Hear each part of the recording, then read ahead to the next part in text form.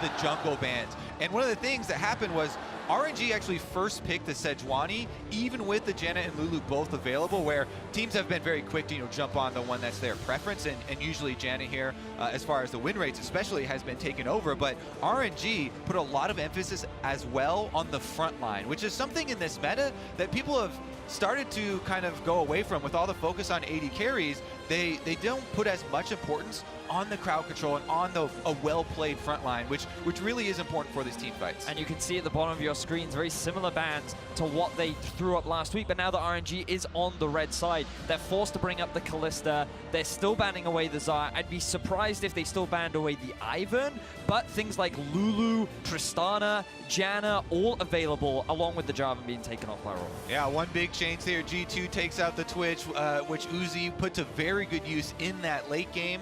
As you said, Trist is definitely still available, along with Kog'Maw, so probably those would be the two that we're looking at trading, and G2 jump back on the Lulu. Again, RNG have the option for that Janna that they have used so effectively. And you would imagine that Royal right now would look to try and get themselves the Sejuani and the Tristana if they're just looking to play meta, and G2 can then answer with a Varus, who we've seen can match the Tristana in the laning phase, especially paired up with a Lulu. We'll have to see how well G2 Esports can work around that AD carry if they lock it in. Of course, Ming, 3 games played, 3 Jannas already.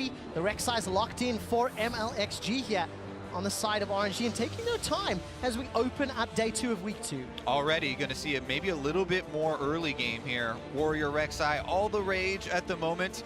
And MLXG is definitely one of the junglers that at any moment can go for an experienced Quint for a quick level 3. He can even go for level 2 ganks. It's definitely a lot of options here for him. Now G2 already setting themselves up for what will be a big team fight scaling engage composition. They should have pressure if they lock in this Tristana, but remember last week they actually banned away the Kog'Maw from Uzi. This is a guy that's famed for his mechanical prowess and his legendary status throughout making multiple world championships, and now he's putting in a position to carry for his team once again. And one of the reasons I really like RNG actually locking that Kog'Maw in first round here is because they basically have the guaranteed possibility of the third pick Janna for themselves, and Kog'Maw plus Janna is one of the most obscene combinations that we have in the current meta. Ardent Sensor is pretty much mandatory right now, and Rage Blade users are the ones that can abuse that the most, and Kog'Maw is the premier Rage Blade user, so all things really come together when you get that combination,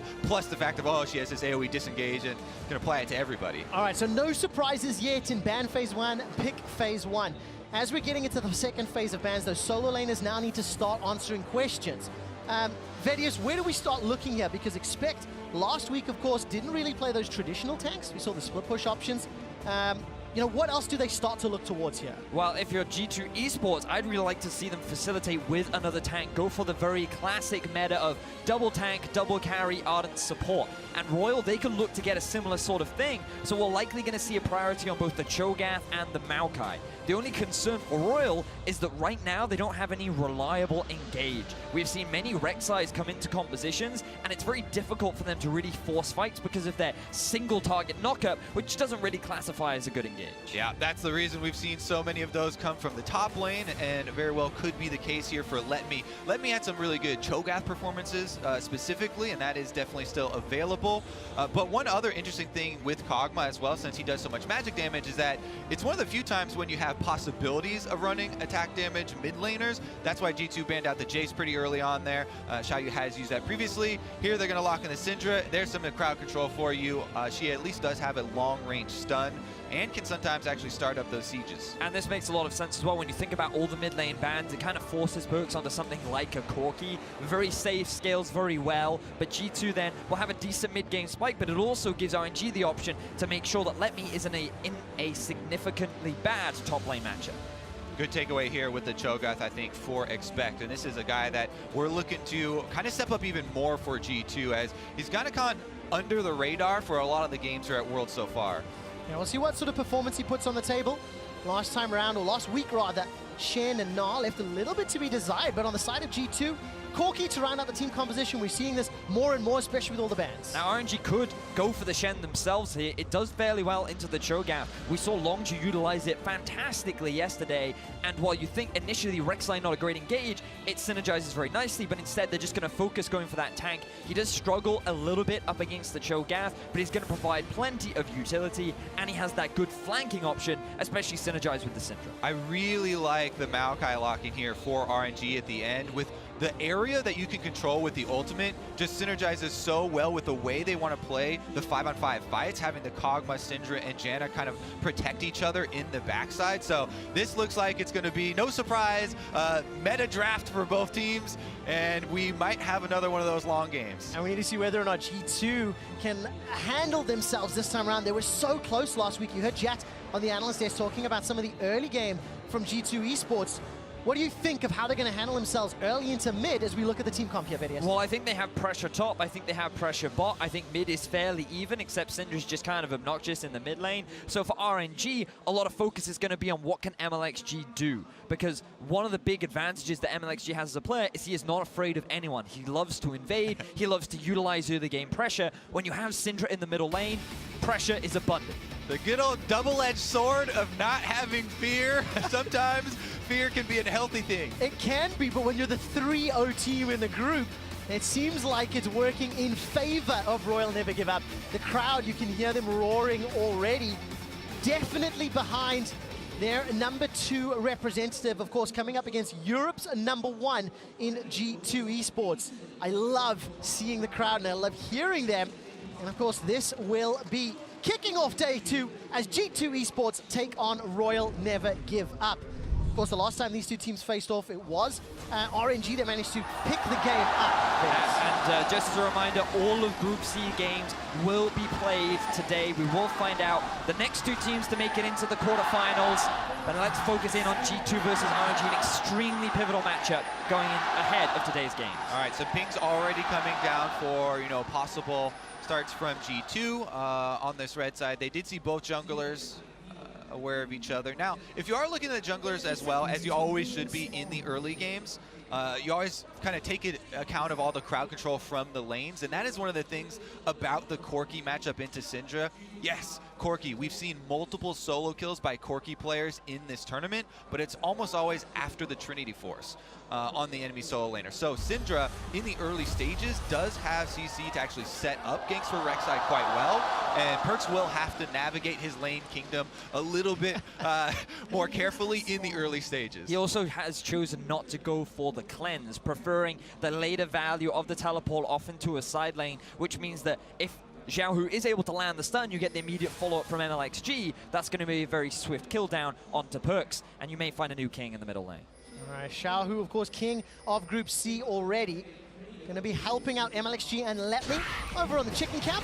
This will give MLXG a little bit of a head start as over on the other side, expect and trick, double teaming, working on that blue buff. And you've got to pay attention to this Sejuani Cho'Gath combo as well, because it's something that a lot of opponents often forget. In terms of the early game, there's a surprising amount of burst from this Sejuani, and when you have so much utility in a Cho'Gath and a low mobility tank in the form of Maokai, you can go for early ganks in the top half of the map if you want to try and set up your tank for success. It can be a bit of a gamble because it leaves open the bottom side map in terms of pressure, and that's going to force Venomithie to play a little bit more reserved. So there's a big trade-off if Trick decides to invest his time up there. We'll see the decision-making is Sven and Mithy doing some aggressive trading there with Uzi and Ming. So we're checking in on the runes here for MLXG. He does, in fact, have one of those experience quints, but he's going for a full red side clear anyway, so he will be level 3, and he will end up on the red side. He's fairly healthy and could possibly go affect that lane early on. You mentioned the Cho'Gath, but Maokai also has decent CC for setting up those ganks early on, and that may be where RNG want to get started. Where does MLXG go with this? Expect sticking around in lane. Oh, he's pushing past the river. This is so risky. Express got flash available and level 2. Double knockup, flashes away, follow-up from Let Me and MLXG. This should be simple. 200 HP and Royal, they back away. Such a good double rupture there from Expect to get out of that alive. Knocks them both up, lands the slow, and then he can flash afterwards for the distance. Meanwhile, though, Trick is going to take advantage and get the blue buff counter. Basically, your payment for a top lane gank at this point. Remember what we talked about earlier on, if you invest time top, it gives over pressure to the bottom side of the map. And given that Sven and Mithy have already pushed that wave underneath the tower, it gives Trick the freedom to steal away that blue. So we'll get a bit of an experience advantage as Xiaohu runs through the river. All right, keeping my eyes there on Xiaohu, whether or not he's moving to the bottom lane. Very quickly mention that Ming is now the only player in Worlds Groups who remains deathless. I just want to see whether or not he can keep that streak alive, because RNG, they have looked great so far. They definitely have, and now we're going to look to see if he can actually go make use of that burnt flash on top side, because he did pay his blue buff in order to burn it. One of the other things that you can do instead of just counter jungling, of course, is leaving behind those wards, and that does help with tracking MLXG. They have the timers on all of his red side camps, because you immediately assume that he went Raptors red. Krug's very easy to assume that, and they just saw him down on the blue quadrant, so they basically have the next minute for MLXG kind of mapped out here, and G2 should be able to play safe during that time. But it's MLXG, man. We talked about how he loves to play aggressive. He is kind of that double-edged sword player, and even though G2 should expect where he's going to go, he is that unpredictable aspect of him that's always looking to try and get early leads for his team. And of course, one of the guys that he's been trying to help out a lot, Xiaohu in that middle lane, getting close to level 6, as we've touched on. Perks, of course, getting fairly close himself. Take a little closer look at some of his stats. A 30 KDA on Xiaohu. Pretty phenomenal performance overall. He's also only given up a single death, 81% kill participation on the side of RNG. And as we were looking at picks and bans being one of the primary stuns, you know, that AoE zone control, going to be some pressure on Xiaohu as we move into this mid game where G2 have shown weaknesses from week 1. Also, just coming into the tournament, there were very high hopes for Xiaohu. Many of the analysts rated him very highly on the top 20 world's players. High expectations of him as well. But we have to move away from Xiaohu as you see a gank up in the top lane. All right, as we jump to the top lane, Letme's been engaged upon, silence ruptured, and gonna look away. G2 get first blood. This is the combo we were talking about, and also remember that Letme had used his flash earlier from the gank from MLXG, and it was Trick that is able to early punish rather than RNG. So G2, they get first blood on the board. That's huge for this top lane, because Letme had blown his flash offensively, and we always talk about how offensively blown flashes rarely punished, but a nice return there from Trick is able to get that first blood for G2. G2 maintain 100% first blood across all 4 of their games. MLXG is going to look for a reply though, but with Valkyrie and Flash, a little optimistic. Plus the wards that Trick left behind on his invade into RNG's red side quadrant of the jungle allow them to see MLXG on that mid lane approach. Here's another look at how it started out though. Rupture lands from Expect to start it out, and Trick knows there's no flash on Letme, so it's going to be an easy flash in for him and get the stun. I don't know why Trick decided to use his flash there. Perhaps he just wanted to guarantee the crowd control, but regardless, he will land that CC. They will get the kill, and G2 off to a good start, but not that significant of a lead just yet. No, it really isn't. Of course, Letme's got a small CS advantage thanks to that gank earlier in the day. MLXG clearing out fairly well. Sven and Uzi, by the way, they have backed after this 6.5-minute laning phase. The cull is yet to proc for Sven. He's got himself a big friendly sword to go up against the pickaxe as well as double daggers on the side of Uzi. Yeah, Sven has definitely been one of the early adopters of the call as far as the way the meta has been trending here, and he actually has been playing it very well in the early games. A lot of good stats for Sven and Mithy. And we have to look back at the last time these two AD carries matched up, because Sven, he was all about that early game dominance. He had a pretty significant CS advantage over his lane opponent, but things really started to shift come the team fight. And of course, that's their average CSDs across groups. The TF KDA is the team fight KDA, and that is any situation where there's a 4 versus 4 or more. So 4v4s, 4v5, 5v5s. Uzi, just with a casual 15 team fight KDA, it helps when you're on the 3-0 team, of course. It definitely also brings up the memory of that fight around Baron, where he just came in and wiped the entire team of G2 and really started to shine. Memory or nightmare, depending on your perspective, of course. Mithy and Sven deciding to go forward, rocket jumping backwards as Ming was setting up that Howling Gale to interrupt. Good chunk of damage down into Sven, no summoners blown yet. And Mithy, well, actually this whole bottom lane getting closer to their ultimates. There we go, just dinging for Uzi and Ming, slightly ahead of G2's duo lane. So now the question is, when do G2 start investing their resources bot side, or do they even bother? Because their composition does scale well, but so does RNG's. Both teams have a big frontline tank, both have hyper-scaling AD carries, but you always look at that Kog'Maw and you think, in the late game, he's a really terrifying champion to deal with, especially when he's backed up by a Janna, who's kind of the queen of peel in the current metagame. Queen of Peel, 4th game in a row for RNG, and in terms of week 1 performances, it was G2's mid-game decision-making, mid-game shot calling that arguably cost them several games. Let's see how well they have improved at his trick. Throws out the Glacial Prison. That's going to get the flash from Xiaohu. Good reaction time from RNG's mid laner. Yeah, good reaction time. Also, always a worthwhile trade for Sejuani. You know, slightly low cooldown there on the ultimate. And Xiaohu, you have the 2 options there.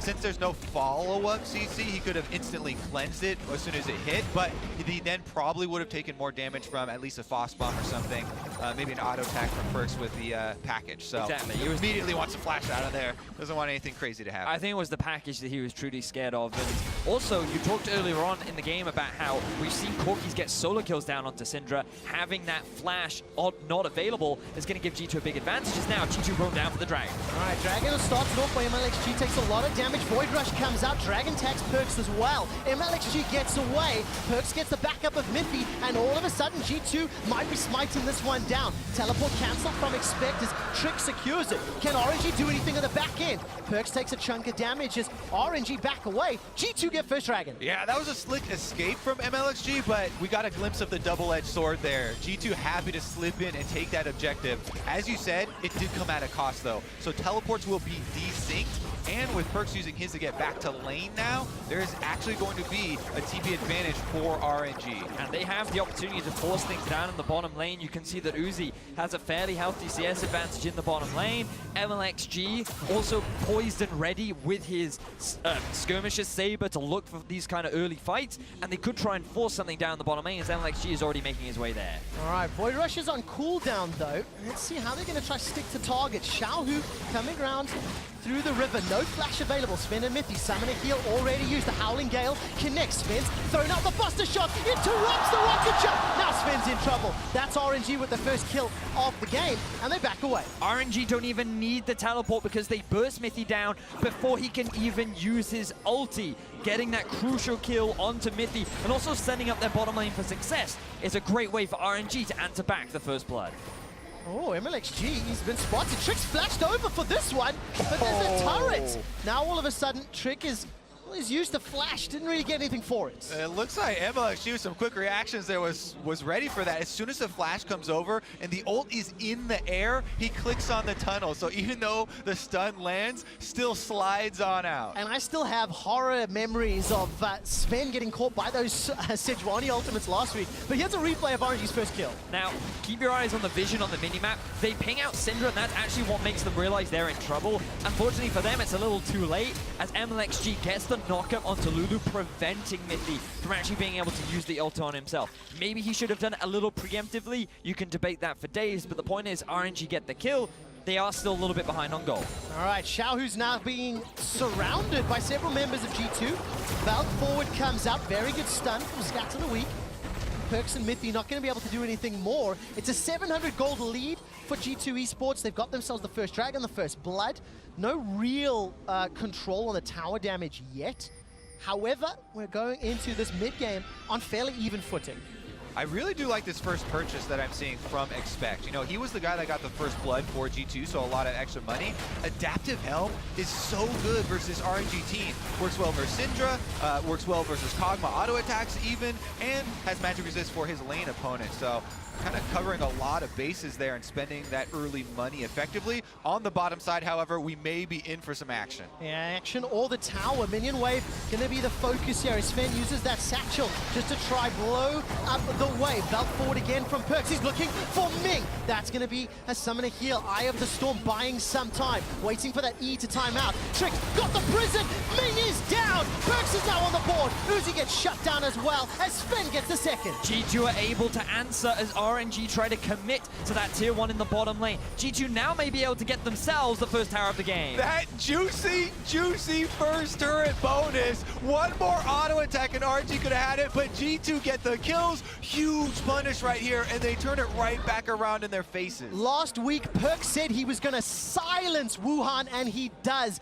by killing Ming for the first time in Worlds groups. G2 Esports accelerate their lead just like that to 3,000 gold. So keep your eyes on the minimap once again. Note G2 recognize the hard commitment from RNG, but also note the positioning of Xiaohu. He cannot follow Perks. It is so easy for G2 to force the 3 versus 4, but the flash over the knockup into the hard engage from Trick allowed G2 to catch Ming off guard. They get themselves the double kill, and they get themselves the first tower. As we come out of the replay, Kobe, I need to just give a little bit of context. In Europe, I love tracking some weird and wonderful dragon stats. Oh, it's just my a word. personal thing of mine. No. You see this I'm well aware of your mountain drake? eccentricities. The next Mountain Drake will be the first Mountain Drake secured, if killed, by any team in this group. Not one of the 4 teams playing today have secured themselves a Mountain Drake. I find that interesting. RNG, not with RNG, or maybe it is, I don't know. It's going to make taking those barons and towers all the faster. The game's going to get faster, Trevor. Great analysis there. I just love those quick stats about random dragons, you know, they just really excite me.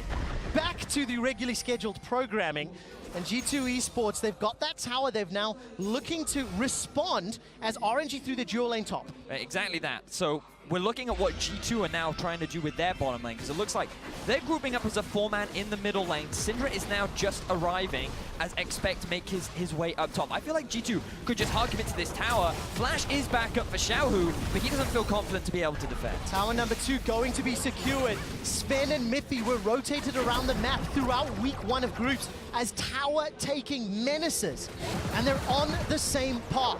The package is used to get into the pit. MLXG borrows out the prediction from Trick, and Perks gets another. They turn their attention to Herald, and G2 Esports, they might be on the way to a win. Fantastic punish from G2 onto MLXG. He still had the flash, but I don't think he had vision of Trick.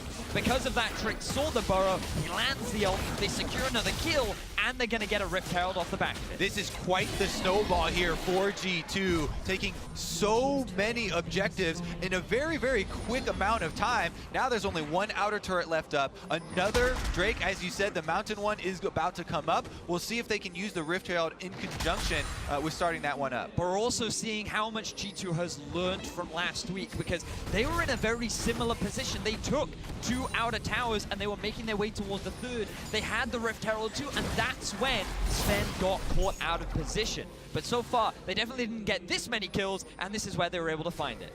All right, look at the replay here. MLXG on the lower health. Rek'Sai Had vision. problem with the, yeah, I mean, Rek'Sai, as soon as you start the tunnel, you know exactly where she's going to end up. It's a fixed distance, so. You're also animation locked, I believe, so he couldn't flash out the middle of that too, which meant that he was kind of destined for death after he chose the tunnel. Well, that means G2 have got themselves a sizable lead. It was around 3,000 gold. Last week, they had an average gold lead of 1,700 at 15 minutes, an average of 1,500 at 20 minutes, and that's a unique Herald spawn. That wasn't exactly what I meant with using the Rift Herald in conjunction with taking the Drake, but they're going to get both at once, and Rift Herald is going straight for that bottom turret. One interesting thing with the Rift Herald, you can backdoor with it. If you spawn it behind a minion wave, it gets to ignore that minion wave and can go straight for the turrets. That's why people can actually use that to go and take off the backdoor bonus. If you have a champion there as well, then you usually get to finish the turret, but since they stayed on Drake, it's just going to get most of the health. Wow, that's a good amount of chip damage on that inner turret. And we start to enter the trouble, the danger zone for G2, at least from the week 1 performance. How much can they learn from last week to this week? How much clearer can their communication get? Although, to be fair, this is a larger lead than we really saw as often last week. Now, the biggest difference between last week and this week is last week, G2 had a Gnar in the top lane and a Rek'Sai in the jungle. So there was so much more emphasis on them snowballing an early lead, because in the late game, they didn't have a good front line, they didn't have an easy way to engage, and their late game carries were not. Oh, they're pulling the trigger. Teleport's coming in for Let Me, and RNG want to cut them off. Expect is trying to match. I can't quite see where he's coming. Straight into the lane. 4 members of G2. There's support now coming from the river. Take a look at Let Me getting chunked down. Buster shot still available for Sven to reset any fight. Silence onto Let Me. Reset's available. Rocket jump forward as MLXG tunnels out to safety. Rupture's going to be needed from Expect. Gets some CC down. Uzi's bark is not as much as his bite. Perks jumps forward, drops a fast bomb in Uzi's face, and now G2, they reckon they want to retreat. The re-engage, the 3-man stun. MLXG shuts down Perks. Silence comes out from the Feral Scream. Sven continues to push forward. Got the heals and the shields from Lulu. Now G2 are routed, are running. The Void Rush comes out. Body block. Trick looking for the stun. MLXG's double-edged sword stabs himself. Now Expect is the target from Uzi. Running low on mana. The extended fight ends in a 2-for-1. Yeah, problem with Rek'Sai going in there. After you jump out with your ultimate, can't get a knock-up on the way out. Goes down, and an extra kill over to G2 after RNG had them on the run. But what a long fight from both teams. It felt like G2 had the initial setup. They were the ones that were in the advantageous position. And keep your eyes on the TP that we see from initially Expect was extremely far away, but then this TP from Perks, because he makes it difficult for Let Me to really commit. He's kind of left out to dry, and this is where things start to get messy. I think it is a good engagement there from Let Me to try and take advantage of the misposition, but he gets focused because there's a slight distance advantage there, and the DPS from G2 are closer, so they immediately burn down the tank. But then when Expect flashes in and Perks bounce forward, they kind of expose themselves a little bit here. Good ultimate into stun there from Xiaohu to cut off the rest of the team and allow RNG to focus on Perks. We also saw what we've seen many times from G2, which was a breakdown in communication at the mid-game. Trick was starting to back while they were flashing in for an engagement, and because of this disjointedness, it allowed RNG to come back in, get a kill, but then RNG overcommit, and G2 get the punish. Yeah, Rek'Sai ultimate, not really a good engagement tool, re-engagement, because you end up above ground, plus then the silence, and there weren't many options for him after he decided to use that. G2 back out on the field. They still have a very significant gold advantage, and now with the package, RNG have to be fairly wary about some offensive moves. 4,000 gold lead and 2 dragons in the bank at 20 minutes. Take a look at the itemization. Jen says it's double items for Sven. Eye-Edge as well as Static Shift. Got himself the Zeal. Trinity Force has been sitting with Perks for a touch. Righteous Glory for Expect. Over on the other side, it's really 1.5 items. Yeah. So there's a big power trough on the RNG side in contrast to G2. And remember what we were talking about with regards to engage. G2 have a lot of it. RNG are relying very much on a flank, which Let Me now has less options for as an engage happens start. Another great prison. Ming is shut down for the 2nd time in the tournament. Uzi is blown up under the tower as the explosive charge helps out. That's the 3rd tower of the game. Extends the gold lead to 6K. Kobe, earlier in the day, you and I were saying, you know what's really good in this meta? CC and tanks. And right now, Trick is proving why as they set themselves up for the Baron. No hesitation here from G2 on starting up this Baron. They do have the feast from Expect, so you would assume if all things go to plan that he'll be able to, just get that 1,000 true damage off. We're about to find out. Very close. 1,600 HP. Looking for the burst, and it is secured by G2. Got to hype up the potential steal, but that is now a monumental advantage for the #1 EU LCSCs. Now, G2, they simply group up top, and they use the fact that Let Me doesn't have the TP to come in for the collapse. Ming is super squishy. He doesn't have flash. Oh, he does even have flash. He doesn't see the play happening. And G2, very swift dive in the top tower. You know what's becoming extremely effective in this meta is targeting the support player, because by rushing Ardent Sensor and investing so much in gold generation, the supports are inherently extremely squishy, and oftentimes the best targets. If you take out the support, you take out the Ardent Sensor, which is the heart of the team fight nowadays, and they jumped right on him. So good move there. Now we'll see what they can do with the Baron. All right, Sven with that 3rd item completed, by the way. Rapid fire cannon. Trick decides to go in onto Xiaohu. The tower's also below. Sven and Perks just blow up Let Me in the top lane. They're not done sieging yet. RNG are now looking at losing an inhibitor tower. G2 Esports at 22 minutes. They've come to play. Inhibitor turret is down. Inhibitor will be the focus as well. And this will stun not only Wuhan, but many, many onlookers. This was the G2 that a lot of European fans were expecting to see, and they're showing up in game one. G2 on track to get the best world record they've ever had. Fantastic snowball of the early game from G2. This is so different from what they were able to do last week because it was in the mid game. They had the early lead. They made one bad decision and RNG were very quick to punish. But G2 this time have not given RNG those options. And I think punish is something I have to reiterate. It's felt like a few members of RNG have been caught out, which we didn't really see a lot last week. I felt they were in the lead a lot better. Right, let's see. Glacial Prison is available for Trick if wanted. Throws it as somewhat of a zoning tool. Uzi takes a big chunk of damage as the inhibitor tower gets poked down. And G2, they've still got a minute and a half on Baron. Rupture on Let Me's not going to be the engage tool that they're looking for, Vedius, but the tower's the focus. Ooh, G2, they're very close but engaged. All right, there's the stun comes down. MLXG throws out the Void Rush, dashes out, gets feasted, I believe, by Expect. Silence now comes down to Xiaohu. He uses the cleanse, caught up by the Rupture. Follow-up, the tower's still not dead. Sven leaps forward with the rocket jump. They're in a 5-on-3, and they've got Baron and powered minions in the base. With Baron and 20+ second death timers on 2 members of RNG, G2 can just end it right now, or at least look to. Well, gonna get some damage down onto those Nexus turrets. Let Me is just not tanky enough. He does not have enough armor to deal with Sven right now. The Nexus turret gets chunked down by that Tristana E. Let Me continues to take some poke. 3 seconds before MLXG is back up and available. The first Nexus turret is down, and Perks lives up to his word, silencing Wuhan as they're 1 tower away from the Nexus. Fantastic performance from G2 overall. Rather than split up the team, they decide to just group. RNG get desperate, they realize they have to try and force an engage. They go on to Sven, but he just flashes behind his front line, and all hell breaks loose for RNG. They gradually pick them off one by one and get themselves their second inhibitor.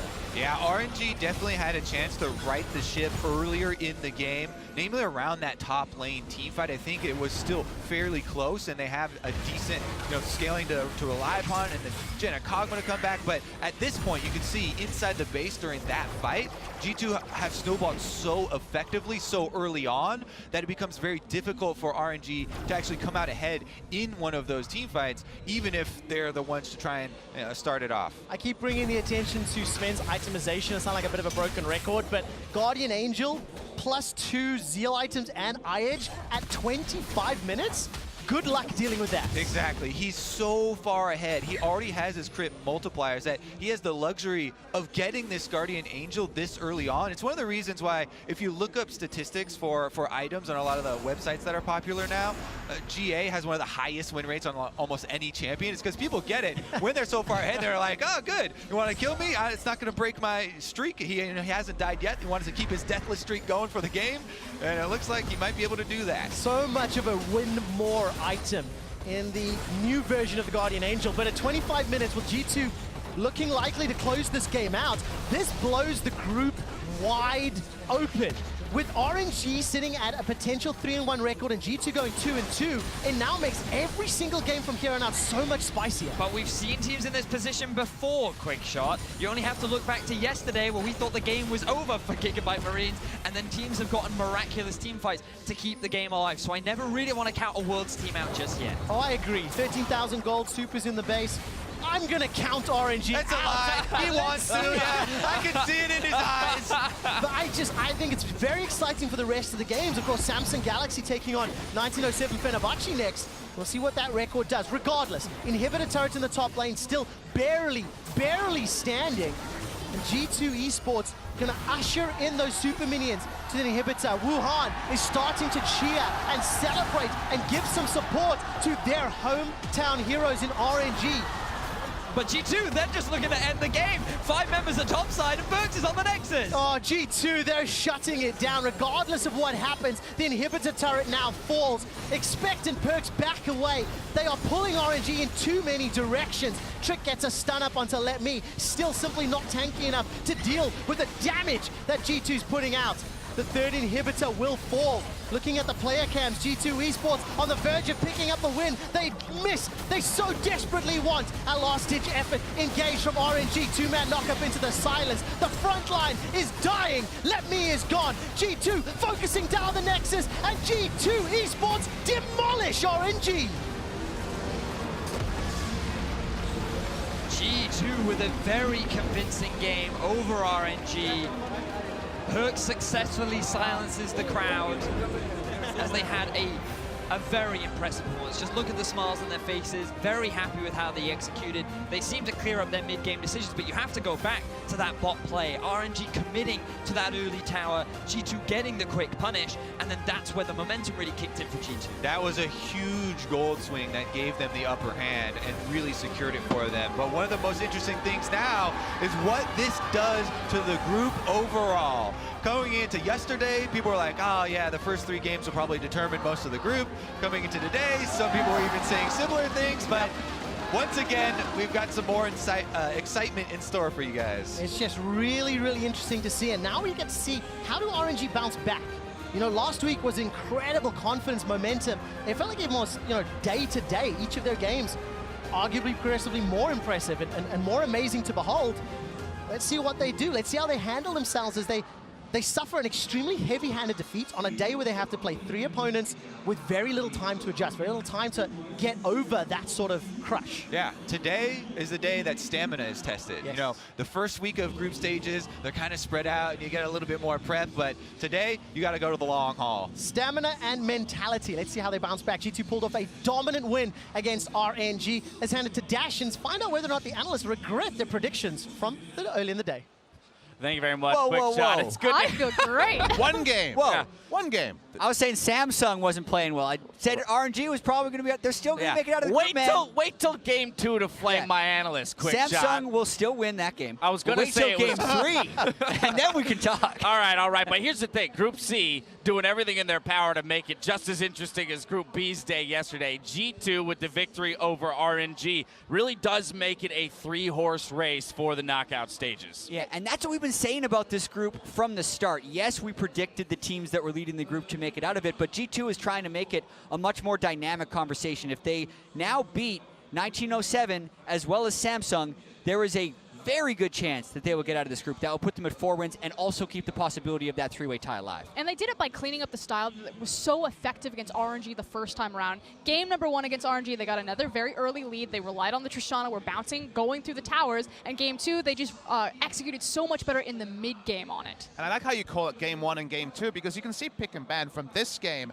And it's pretty similar, honestly, to what we saw in terms of style. It's not Twitch Janna, but it's definitely another one of these Janna outscale lanes. You think back to what happened last time G2 got a lead. But I know that you and I were sitting there, Jad, saying it's similar, but it was different in terms of how the lead came through, both in how it came through and how G2 played around it. Because this was much more about G2 making smart calls, but RNG kind of accelerating their own demise by making poor ones. And there were a few little things that told the difference of whether or not G2 had a large enough gold lead with which to snowball that weren't happening in the first game. The first game, we complimented RNG for doing a lot to minimize their losses and not making little mistakes, but this game they did make a few little mistakes. The gank in the top lane is the first one that I want to go over, where they both burn flashes and they use the Twisted Advance early on the Maokai. That should be saved for post-flash so you can lock down. Expect played this perfectly considering the circumstances, waiting for the Rupture Slow before his flash to know that they couldn't follow through. That expended early pressure. Secondly, this was a greedy play while Cinder was top lane, and if you're making the greedy play, you have to last hit the turret. Exactly. Last week, you would not have seen Xiaohu moving top side. It's been all about RNG getting a lead in mid and then helping out his team, but this time, he leaves the fight, and it ends up right there just being, they're not going to have coverage. Honestly, Kog'Maw at that point, maybe he should just greed and kill the turret, because returning to it was so hard. But these are the mistakes that RNG and frankly LPL teams make all of the time, and they find so many of their victories around their team fighting. This time around, RNG didn't have an even gold, they didn't have a gold lead, so they came into that big fight up into the top side and just got blown out. I mean, and it shows, right? Just a couple of those mistakes. We only highlighted 2 mistakes, but the gold swing there from that bot lane play and being able to take a turret and some kills for G2, and they know how to play from ahead. And that's the other difference from week 1, because if you look at their early game stats and their turret destruction week 1, They were also very good then. It was what they did after when they'd taken the 2 turrets, getting the pick top lane, killing the bottom lane, taking Baron, doing everything right after they killed the first 3 turrets of the game. And your point is factually true, Jat. They got ahead. They started rotating around the stun. I'm talking about last week.